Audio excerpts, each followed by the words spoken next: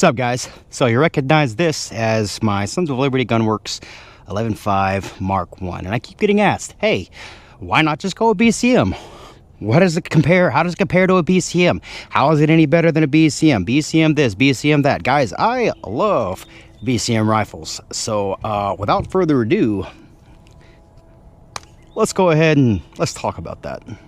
Now, guys, you will notice that this rifle is already outfitted. So what I'm going to do first is I'm going to actually give you guys a look at how I outfit a rifle, how I put stuff on it, what I put on it.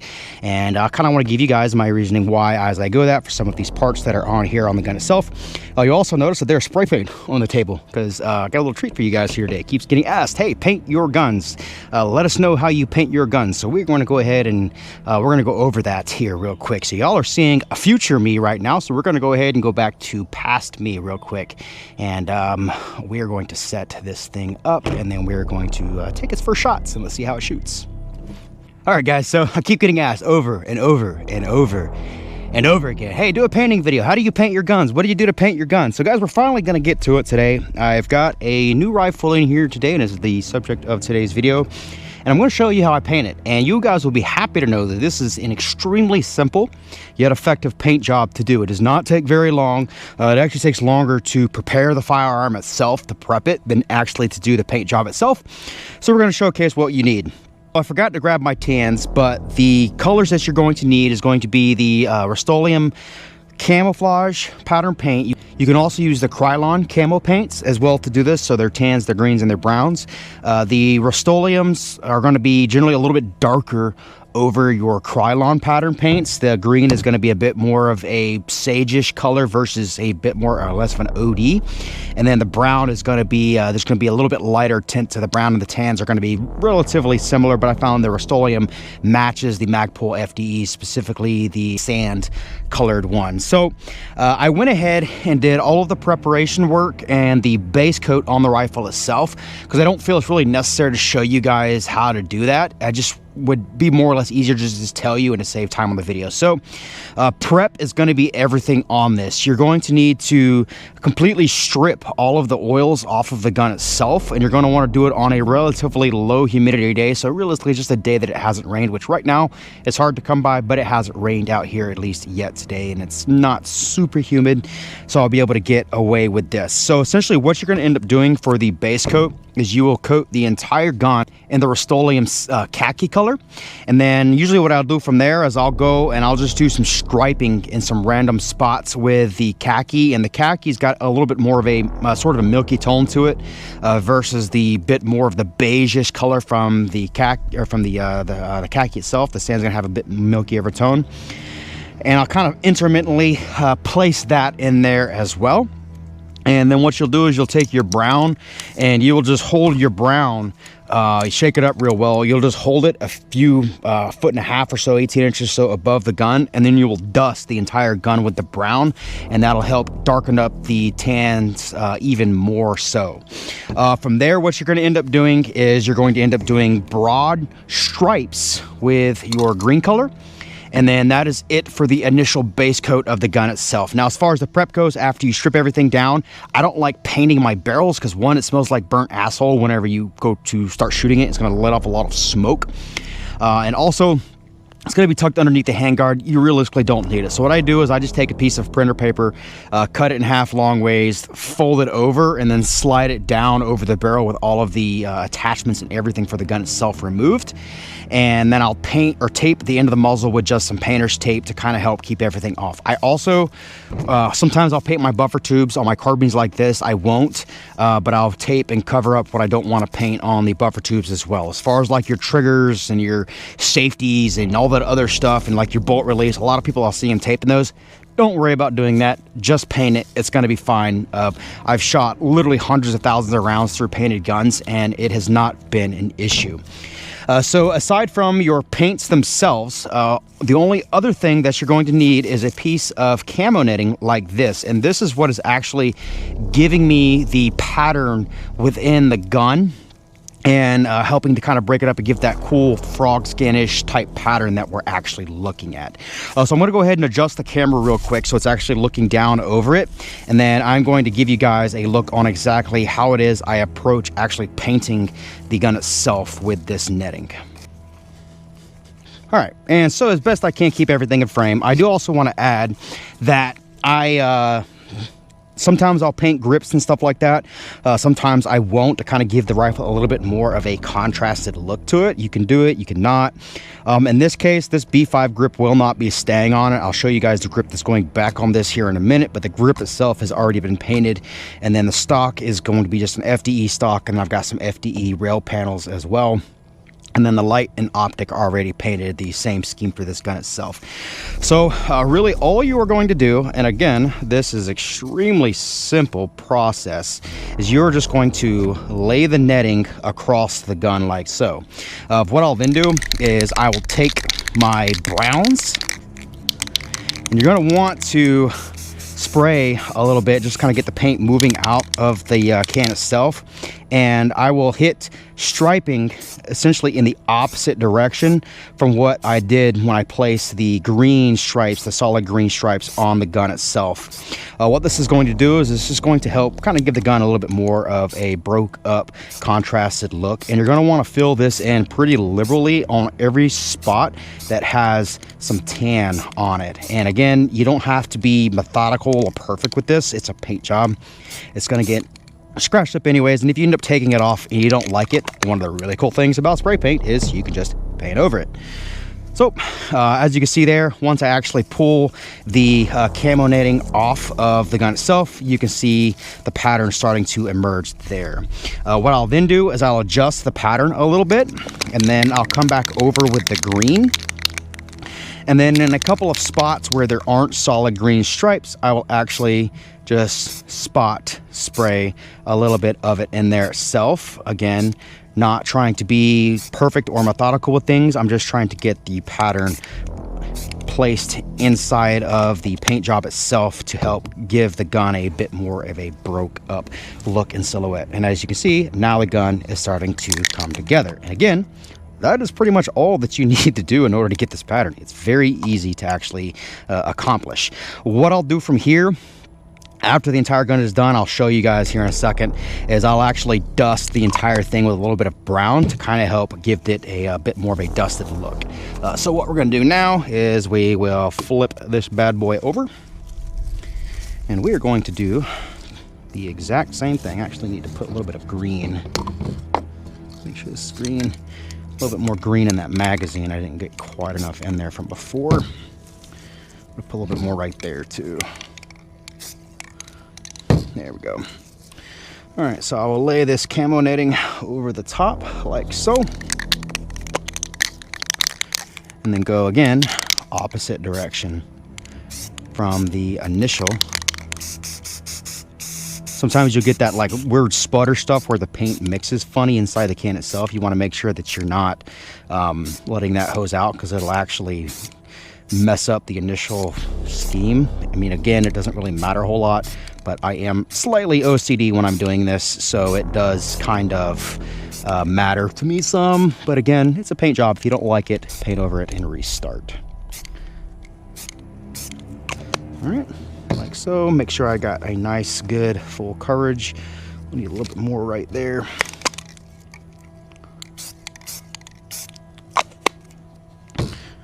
See how that turned out.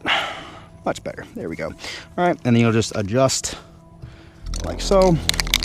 And again, just do some spot sprays in a couple of locations just to kind of help break up that green.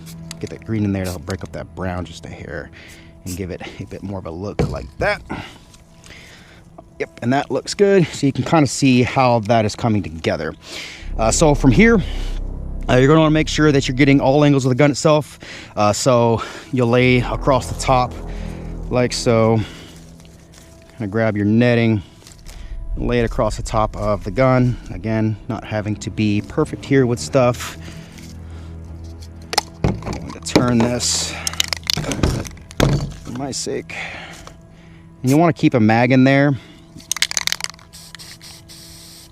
You want to keep a mag in the gun, so obviously you're not getting paint inside of your magazine well, because that's going to make it difficult to insert a magazine for a little while. I know some people are, I know it's kind of stupid to have to say that, but some people are the reasons that they have instructions not to eat the silicone packets that come inside of containers.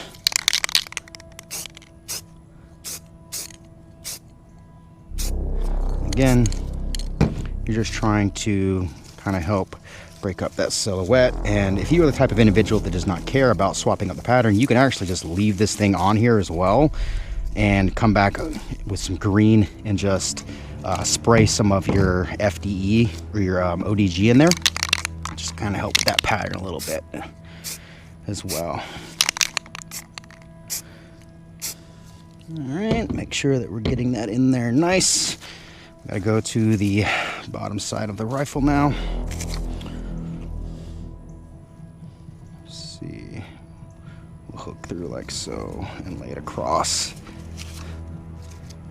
So just kind of trying as best I can get that in there relatively flat. I'm just grabbing the brown.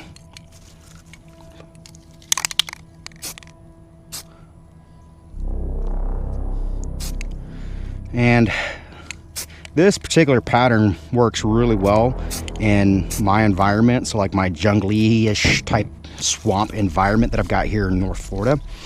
If you are the type of individual that lives like in a desert, you might actually end up swapping these colors out quite a bit for more desert themed colors. So what I'll do from here is I'll actually just kind of dust a little bit with it itself to get that dirty look to the gun itself.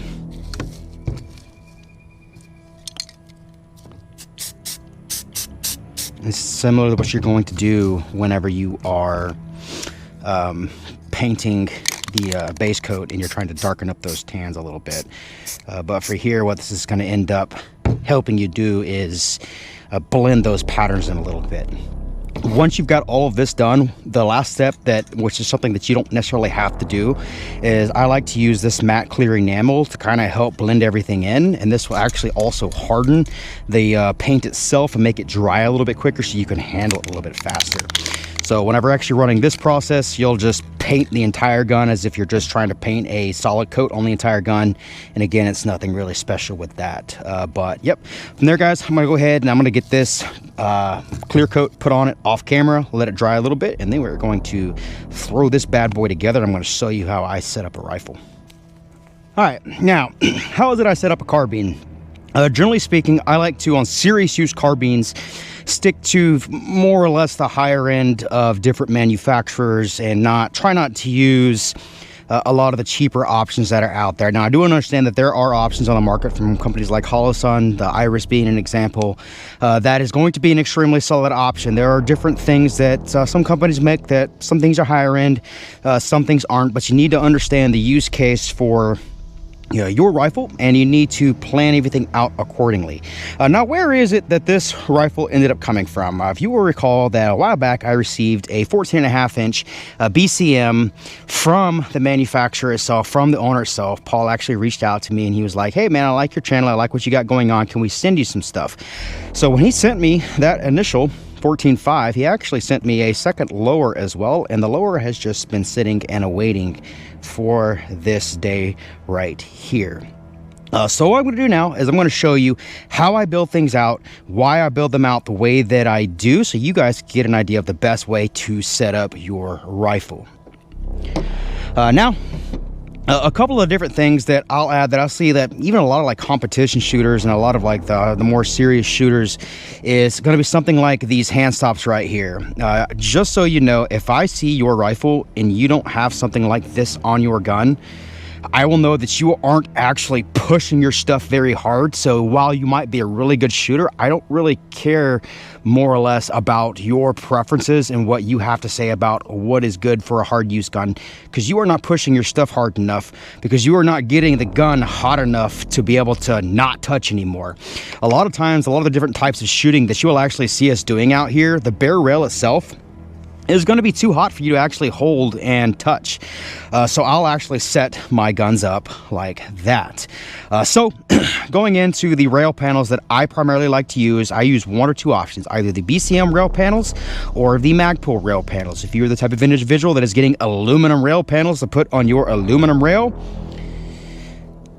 more power to you, but the aluminum is going to get hot as well. Polymer is realistically what you want. Even really like your rubber ones aren't going to hold up as well. But on these Raider rails, because of the design, you can't use the BCM ones. You have to use something like this. All right, and to disassemble these, it's really easy to do. Really, all you have to do is use a bullet tip, and you'll actually be able to take them apart. Sometimes they will actually split apart like this. If that happens to you, it is absolutely okay. It is not going to affect the function of it. It'll go back together, and actually it's seamless. You can't even tell.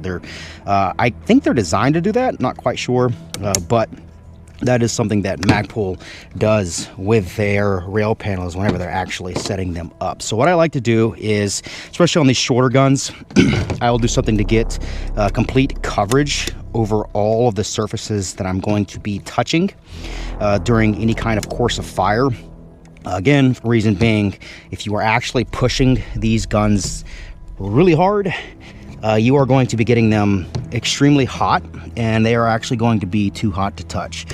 So whenever you're installing these Magpul ones, keep in mind that you have to make sure that it seats properly within the M-LOK slot itself, or it's going to want to fight you actually going down onto it. And also sometimes whenever you paint these, it can be a bit of a pain in the ass to get the rail panels in, just because it's having to fight through the clearance for the paint. That's going to be dependent on the thickness of the M-LOK itself. So different manufacturers are going to be different in that aspect. If you're the type of individual that is getting a more budget-oriented rifle, it might not be as big of an issue for you, but if you are running a higher end rifle like BCM, I think Diaslys are going to be a little bit thinner, but they do that more or less so they can actually just save weight. Then that is something that you're going to want to keep in mind. Now for this gun here, I'm going to be running a hand stop, just because I want to try this out, because everybody in the space keeps saying, oh, you need to not use vert grips and you'll shoot better. So we're going to see if this actually changes anything with my shooting. I'm going to run this for a little while, just so they can't say that I actually didn't try. But one of the big reasons I use vertical grips is, one, yes, I like to press them into a barricade. If I'm shooting off of barricades, it helps to delete recoil whenever you are shooting off of a braced barricade. And two, it gives me an index point, and this is going to do a similar thing for me there, is it's going to actually give me an index point to actually hold my hand, which is the biggest reason I use the vertical grips. You won't see me grabbing it like this. You'll see me indexing it and pretty much holding like those traditional styles that they want. A lot of times I'll hear them say like, oh, it's people that are untrained that are the problem. It's not necessarily someone like you that knows what they're doing. Well, I mean, people that are untrained are going to have a lot of issues in a lot of areas. So for lights, I like using one or two manufacturers primarily for lights. Your Streamlight, the newer Protex, I believe that they have fixed their switch issues, but I like using either Mod Light, so this is an OKW, or I like to use Surefire's, their newest dual fuel turbo, not their older turbo. Their older ones do work well if you're not using the legacy Surefire switches. If you're using like a gas cap or something, they do actually work. But this is one of the options that I like to do. Again, I've done a video kind of showing the fixes for the flickering that you're going to be encountering with these. So that's something that you're worried about. You can go back and check out that short that I've got there as well. But for this particular mount, this has a Picatinny mount up front, and Picatinny is always going to be more stout and stronger than M-LOK, so it's a pretty good thing to have for your different types of mounts like this. So I'll actually mount my light forward like so when placing it on the rail, and it kind of keeps it up out of the way. So if I need to swap hands as well, I can swap hands. I don't place my light further back. There kind of has to be a happy medium there. In this instance, I would actually normally like to bring it back just a little bit, just so I'm not having the light hang off and cause problems when shooting through like VTACs or like narrow barricades, because now you'll run the risk of actually resting your suppressor on it, but you can't really get away with it with this particular setup. So this is just going to be what it is. That is something that you will need to keep in mind. there are gives and takes to everything, especially having a good stout system like that. The butt stock is going to be, so I'm going to try and keep as much as I can BCM on this gun, because again, all of the working internals, even the trigger, are going to be BCM. So I'm going to be putting an old school FDE BCM gunfighter stock on this rifle. Moving on over to the PEC. So I've got a full power PEC 15 right here. So whenever you're setting these up, you want to make sure that you are placing your emitter back behind the front, because if you go to jam this thing into a barricade, you are going to shear your emitter off of these old school EOTechs.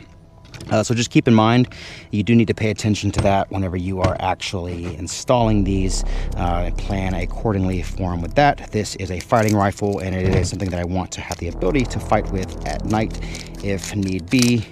So we are going to set it up like that. And so for these, you don't have to go crazy with the torque. You'll actually break them if you torque them too hard. So you do have to be careful with these polymer laser aiming modules right here as well. For the switch, going with a good old-fashioned Surefire switch right here. So these here, they just clip onto the rail itself like so. You've got your DS switch, or your, I think it's a DS, I don't remember the nomenclature. I'll place it up top on the banner to give you guys an idea of what it is right there, but everything just kind of plugs into place right there, and then you'll see the light is now working. Now for optics are going to be the thing that is getting you on target, and a lot of guys will look at this and be like, oh my god, you don't have iron sights. Modern red dot optics, especially aim points, are going to be more rugged than your iron sights, and despite what your doom and gloom, oh my god, my EMP individuals will try and tell you, it is not a problem with these. An EMP is not going to affect it. If you are close enough to an EMP, like a nuclear blast, for it to affect it, then chances are the optic is also going to be melted. So we'll place that guy on there as well, and then I'll go ahead and torque it in place. Now, I forgot to grab my torque wrench, so we're just going to be doing this the German way, and we're going to be running this and getting it good and tight. Now, keep in mind that there is like a fucking ridiculous amount of torque that goes onto these. I think it's like 70 inch-pounds or something like that. I could be wrong. That actually places this on the gun, but you're not going to hurt it doing it like that. So there you have it, guys. My rifle setup. I actually have a sling as well. It'll hook up here to this QD point and then come around the back side and hook to the right side of the stock there, so it keeps the gun nice and close to your body. But you can see, guys, a nice simple rifle setup right there. So when I'm talking about you need to get a fighting rifle, this is the type of rifle that not only I think of, but a lot of people actually think of whenever they are getting into this kind of space. This rifle right here, it's a complete BCM, and as you know, BCMs are world renowned for being one of the highest quality manufacturers, especially for the costs that are out there. Now, this rifle is brand spanking new. There are exactly 0 rounds from me through this rifle, so we are going to get an idea of exactly how this thing shoots. All right, so not got a target cam or anything like that set up today, so we're just gonna go down there and talk about it after the fact. I'm trying to fight or beat the daylight right now. As you can see, the sun is setting. We've got some other stuff that's going on tonight, so I'm waiting on my buddy to get here so we can actually start that. But what we're gonna do now is I've got this thing pretty much dialed in. It's pretty damn close on steel, at least at 50. I've got a piece of steel painted, and I'll get it close on that, and then I'll actually go over to paper to confirm the 0 with a higher round count. So I'm just gonna put what I got here on the paper itself and see how much I need to adjust to get it to do what I need. And it's just a black bullseye on a piece of like tan colored paper. I'm just gonna turn this down a hair. Oh, that's too much.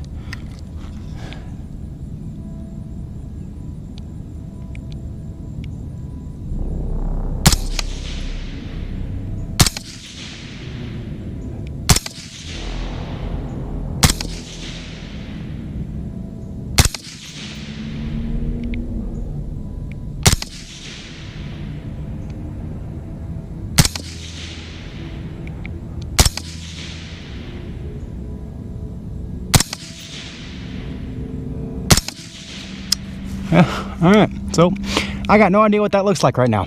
I don't even know if it's zeroed perfectly within the bullseye. We're going to talk about the grouping here real quick. I'm not going to do a ton of this right now because I want to get more rounds to it before I say like, oh, this is how the gun groups.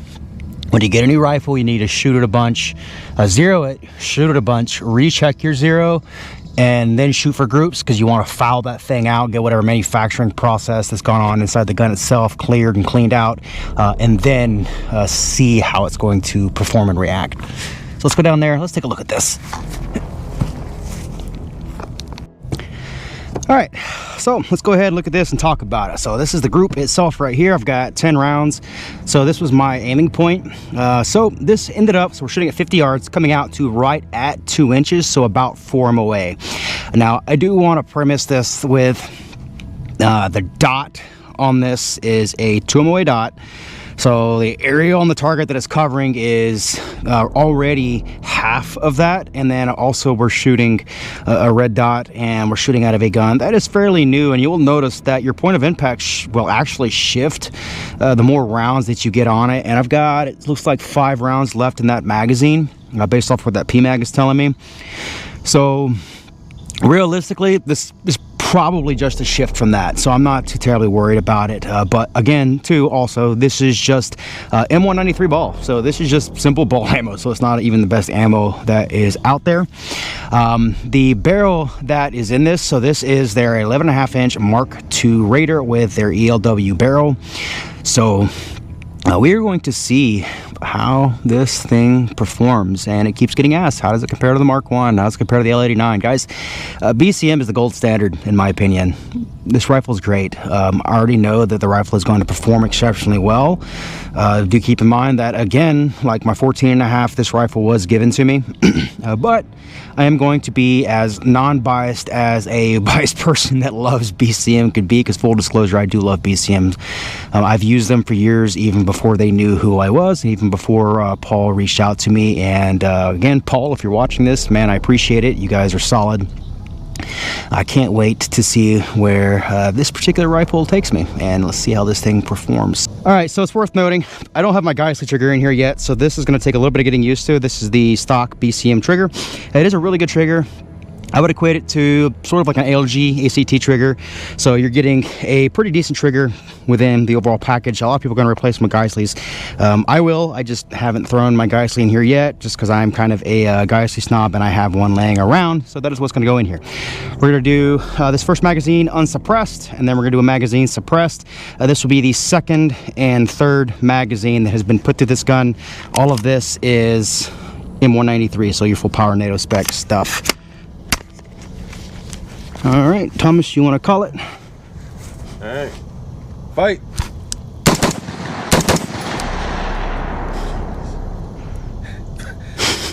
Fight. Shit just rocks my noggin. Fight. Let's do a bill drill.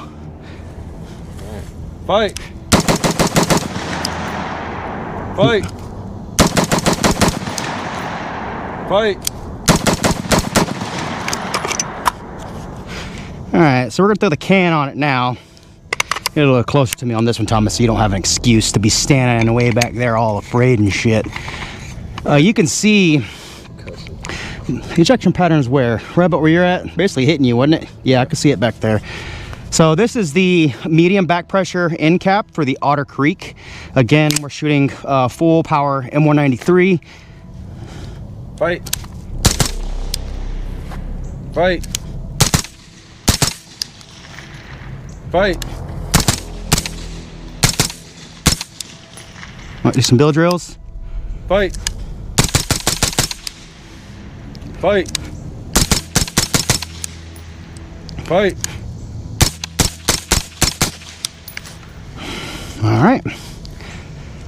This is definitely with that fucking medium back pressure end cap, a bit gassier than the low back pressure end cap. I normally have my 30 cal high flow end cap for these shorter guns. It just kind of helps a lot more with the gas stacking. For the first couple of rounds, this can does a really good job with the medium back pressure end cap. It does a lot better job with the high back or the low back pressure end cap, so with the more ports. But my 7.62 Infinity, if I throw that end cap, the high back pressure or low back pressure end cap from that on here, it's very similar to a Huxworks with its flow through properties. It does pretty good. I know they don't sell those with them, but that is something that you can buy with these Infinity suppressors if you do so choose. So that is going to be first looks at this this BCM Mark II Raider. Not officially the name, that is what I am calling it. That is a nomenclature you're going to want to search up if you're going to want to end up building one of these out for yourself. If you guys have any questions, drop them down in the comment section below. Don't forget to like, share, and subscribe, and I appreciate y'all watching.